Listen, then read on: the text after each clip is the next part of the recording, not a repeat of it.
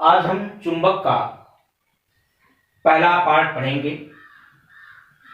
यह है गतिमान आवेश तथा चुंबकीय क्षेत्र, moving charge and magnetic field. यह मैग्नेटिज्म का पहला लेसन है। इसका जो पहला हेडिंग है वो है चुंबकीय क्षेत्र, मैग्नेटिक फील्ड। अब हम ये चर्चा करेंगे कि मैग्नेटिक फील्ड होता क्या है। हमने कंपास सुई के विषय में पढ़ा है।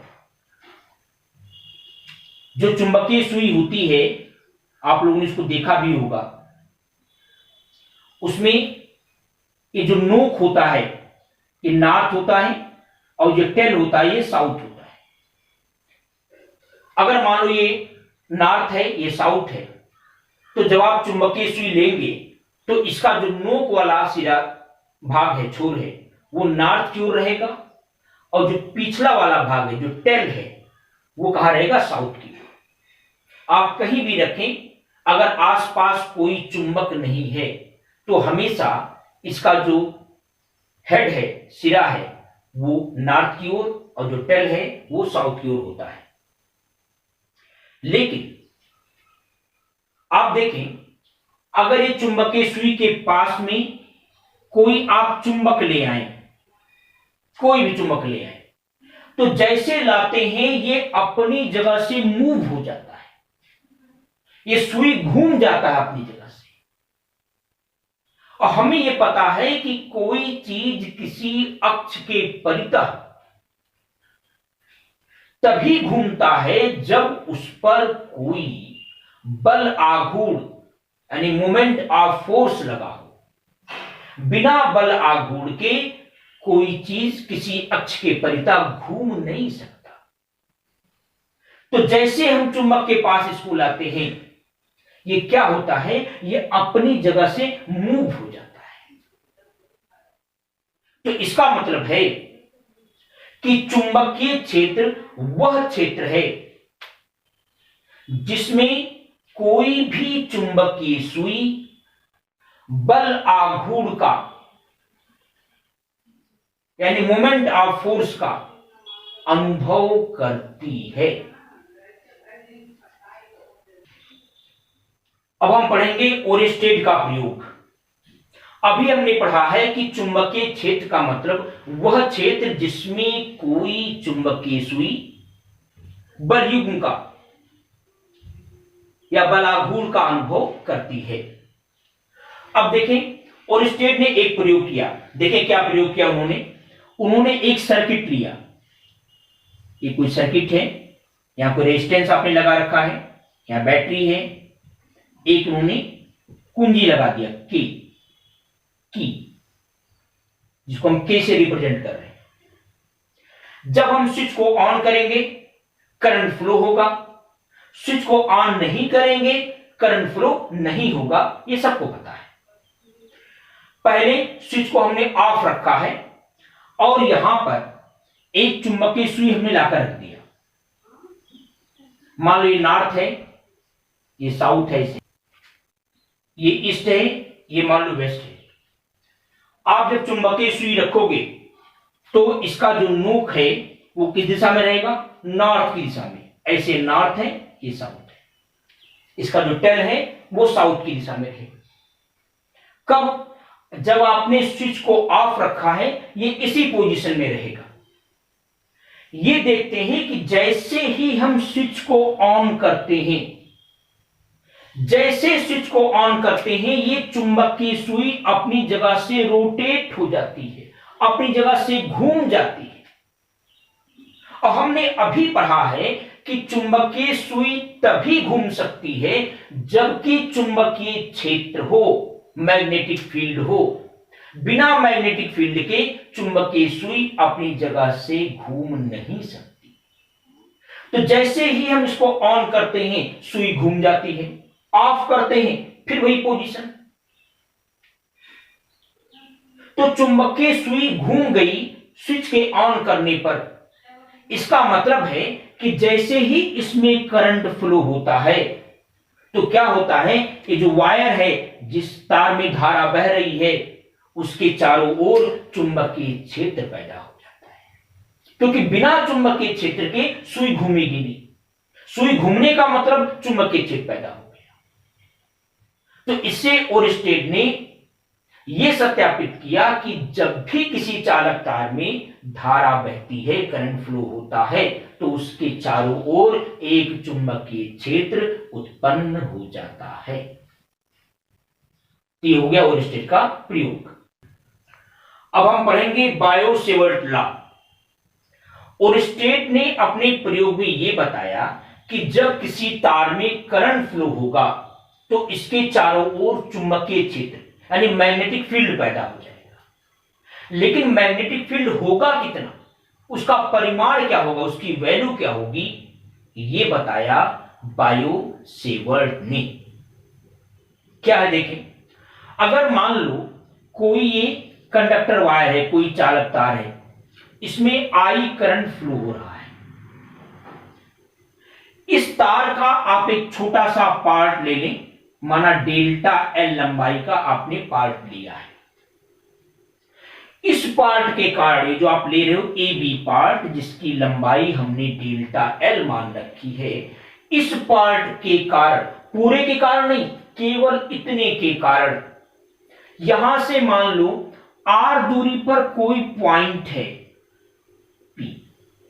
हमें निकालना है कि इस पार्ट के कारण, जिसमें धारा आई बह रही है, इस पार्ट के कारण बिंदु P पर कितना चुंबकीय क्षेत्र होगा, यह हमें निकालना है। तो बायो-सेवर्ट ने यह देखा कि किसी चालक तार में अगर धारा बह रही है तो उस चालक तार का कोई पार्ट, कोई खंड, उसके कारण यहां पर उत्पन्न होने वाला चुंबकीय क्षेत्र अगर डेल्टा बी मान लिया जाए तो डेल्टा बी कुछ बातों पर निर्भर करता है। पहला किस पर निर्भर करता है, डेल्टा बी अनुक्रमानुपाती होता है, यानी डायरेक्टली प्रोपोर्शनल होता है आई के। आई मतलब इसमें बहने वाली धारा के मान के अनुक्रमानुपाती होता है। दूसरा, डेल्टा बी समझ रहे हैं, यहां पर बिंदु P पर इस चालक खंड के कारण उत्पन्न होने वाला चुंबकीय क्षेत्र, यह डेल्टा बी अनुक्रमानुपाती होता है डेल्टा एल के, यानी जो आपने अवयव लिया है, जो चालक का खंड लिया है, पार्ट लिया है, उसकी लंबाई के अनुक्रमानुपाती होता है। तीसरा, डेल्टा बी अनुक्रमानुपाती होता है साइन थीटा के। साइन थीटा क्या है देखें, ये जो आपने चालक खंड लिया है, इस चालक खंड को इस बिंदु से मिलाने वाली जो रेखा है, वह रेखा और इस चालक खंड के बीच जितना कोण बनता है, उस कोण के साइन मान के अनुक्रमानुपाती होता है। ये ध्यान रखेंगे, कोण चाहे ये लो चाहे ये लो, उससे कोई फर्क नहीं पड़ेगा। क्यों नहीं पड़ेगा, चेक कर सकते हैं। अगर मान लो ये 30 डिग्री है तो कंफर्म है ये 150 अंश होगा। और हम जानते हैं जो साइन 30 का मान होता है वही साइन के 150 का भी मान होता है। इसलिए आप ये कोण ले चाहे ये कोण ले, उससे कोई मतलब नहीं है। यानी इस अल्पांश और इस अल्पांश को बिंदु P से मिलाने वाली रेखा के बीच बनने वाले कोण के साइन मान के अनुक्रमानुपाती होता है। चौथा, डेल्टा बी विक्रमानुपाती होता है किसके, अल्पांश से इस बिंदु को मिलाने वाली जो रेखा है या जो दूरी है, इस दूरी के वर्ग के विक्रमानुपाती होता है, यानी इनवर्सली प्रोपोर्शनल होता है। किसके देखें, आर स्क्वायर के।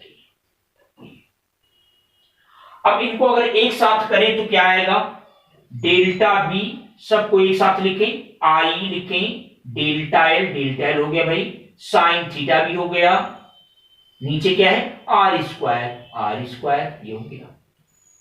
हमने पहले पढ़ा है कि जब भी अनुपात का चिन्ह हटाते हैं एक कांस्टेंट लगाते हैं, यहां जो कांस्टेंट लगेगा वो है कितना, देखें डेल्टा बी बराबर म्यू नॉट बाई 4 पाई ये I delta L sine theta by R square, ये फार्मूला आया। यहां पर जो कांस्टेंट होगा वो म्यू नॉट बाई 4 पाई होगा।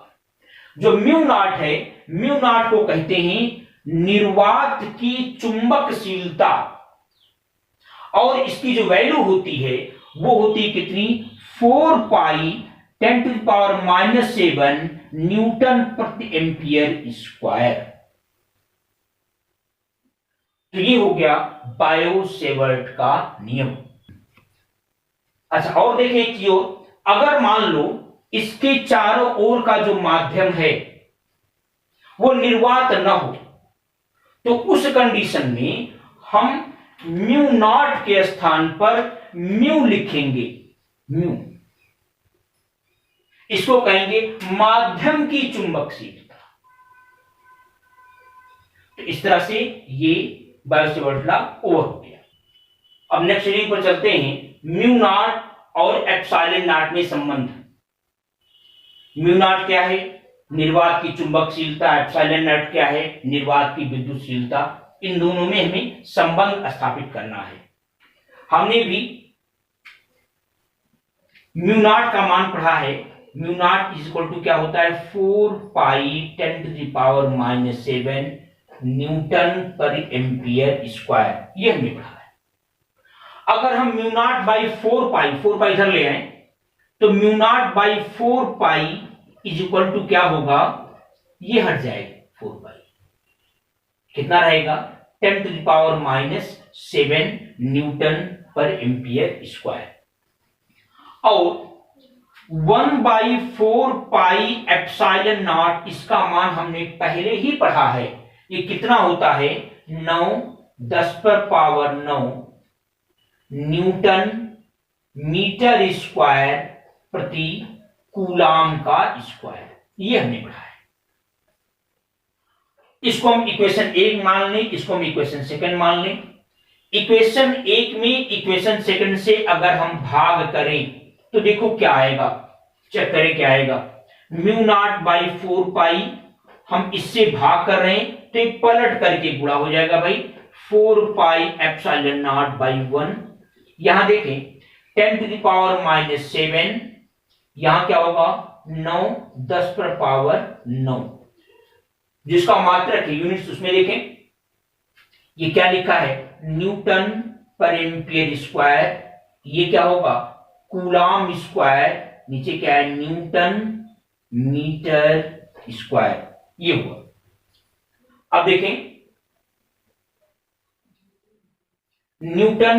न्यूटन कैंसिल हो जाएगा, यहां देखें 4 पाई कैंसिल होगा, क्या आएगा, म्यू नॉट एप्सिलॉन नॉट 10⁻⁻7 को अगर हम नीचे ले आए तो क्या आ रहा है, देखें ये 9 ऐसे रहेगा, -7 नीचे आएगा तो 10 पावर हो जाएगा, 9 से 16 पावर हो जाएगा। फिर देखें जरा कूलाम बराबर क्या होता है, हमने पढ़ा है I बराबर Q बाई टी, यानी एम्पियर बराबर कूलाम बाई बटे सेकेंड। तो कूलाम बराबर क्या होगा, एम्पियर इंटू सेकेंड। तो यहां पर हम क्या लिख सकते हैं, एम्पियर का स्क्वायर इंटू सेकंड का स्क्वायर। तो एम्पियर के स्क्वायर से एम्पियर के स्क्वायर क्या होगा, कट जाएगा। तो क्या आएगा, देखें इसको हम ऐसे लिख सकते हैं, मीटर स्क्वायर, और यहां पर क्या आएगा, सेकंड का स्क्वायर, या नीचे ले आए चाहे ये ऐसे लिख सकते हैं। फिर से देखें, यहां सेकंड का स्क्वायर है, क्योंकि कूलाम को हमने क्या लिखा, कूलाम को लिखा एम्पियर इंटू सेकंड। कूलाम का स्क्वायर है तो ampere square into second square, ampere square cut जाएगा, यहां सेकंड का स्क्वायर आएगा और इसको जब नीचे लाएंगे तो इसके नीचे चलाएगा, इस तरह से ये हो। फिर देखें mu naught epsilon naught is equal to क्या आया, देखें ध्यान से, 1/, इसको हम लिख सकते हैं 3×10⁸ मीटर पर सेकेंड का होल स्क्वायर। चेक कर सकते हैं इसको, 9 है तो 3 का स्क्वायर, 10⁻16 है तो 10⁸ का स्क्वायर और मीटर स्क्वायर पर सेकेंड स्क्वायर ये लिखा हुआ है। हमको पता है ये किसी चीज की वैल्यू है, ये किसकी वैल्यू है, ये निर्वात में प्रकाश की चाल है जिसको हम c से व्यक्त करते हैं, c से। c बराबर हमने पढ़ा है, कई बार पढ़ा है, 3×10⁸ मीटर पर सेकेंड। तो हम इसके स्थान पर क्या लिख सकते हैं, c लिख सकते हैं। तो म्यू नॉट एप्सिलॉन नॉट बराबर क्या होगा, 1/c का स्क्वायर, या एक रूप में वो भी लिख सकते हैं, हम दोनों पक्षों का अंडर रूट कर दें तो जाएगा ये म्यू नॉट एप्सिलॉन नॉट बराबर 1/c। तो ये हो गया म्यू नॉट और एप्सिलॉन नॉट में संबंध। अब इसके आगे का हेडिंग आप नेक्स्ट वीडियो में देखेंगे।